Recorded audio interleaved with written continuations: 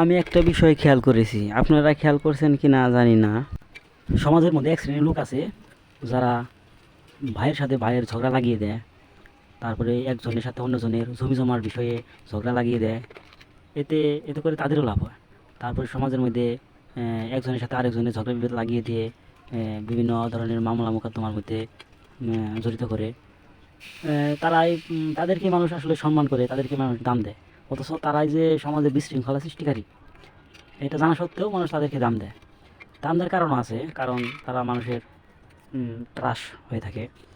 তাছাড়া তাছাড়া সেই সমস্ত ব্যক্তি মানুষের মধ্যে এরকম মামলা মোকদ্দমা ঢুকিয়ে দিয়ে জমি জমা সংক্রান্ত বিষয়ে ঝগড়া লাগিয়ে দিয়ে ভাই ভাইয়ের মধ্যে মারামারি লাগিয়ে দিয়ে তারা এক ধরনের আর্থিক সংকট তৈরি করে, যার কারণে তারা তাদের সুদের ব্যবসাটা ভালোভাবে ভালোভাবে মানে চালাতে পারে। তাদের সুদের ব্যবসা ভালোভাবে চালানোর জন্যই তারা এই সমস্ত কর্মকাণ্ড করে থাকে। তাছাড়া তাছাড়া যখন তারা দেখে যে কোনো মানুষ ভালো ইনকাম করছে, তাদের সাংসারিক জীবন খুব সুন্দর চলছে, তখন তারা তাদেরকে কীভাবে দাবানো যায়, তাদেরকে নিচে নামানো যায়, তার জন্য তারা এই সমস্ত ফন্দি এঁটে থাকে। সমাজের মধ্যে তারাই ক্ষমতাবান হয়, তারাই মানুষের দাম পায়, তাদেরকেই মানুষ বেশি সম্মান করে।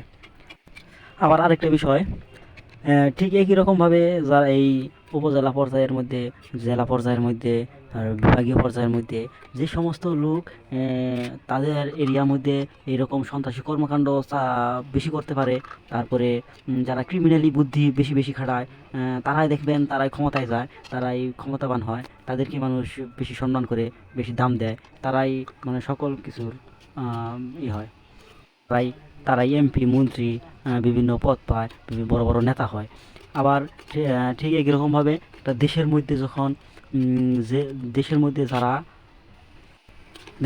যারা কূটনৈতিক চাল বেশি করতে পারে, ষড়যন্ত্র বেশি করতে পারে, মানুষকে হয়রানি, ত্রাসের মধ্যে রেখে মানুষকে বিভিন্ন বিভ্রান্তির মধ্যে ফেলে মানুষ হত্যা করে, বিভিন্ন অস্থিরতা দেশের মধ্যে অস্থিরতা নৈরাজ্য সৃষ্টি করে, তারাই দেখবেন কূটকৌশলের মাধ্যমে এইসব সৃষ্টি করে। তারাই মানুষের এমনভাবে নিজের দলকে এমনভাবে প্রমোট করে, যেমনভাবে মানুষকে দেখায় যে দেখো আমরা ছাড়া এই দেশের আর কোনো গতি নেই, আমরা এই দেশের সকল সমস্যা ঠান্ডা করতে পারি, আমরা কী করতে পারি, এগুলো দেখায় তারাই ক্ষমতা যাইতে পারে।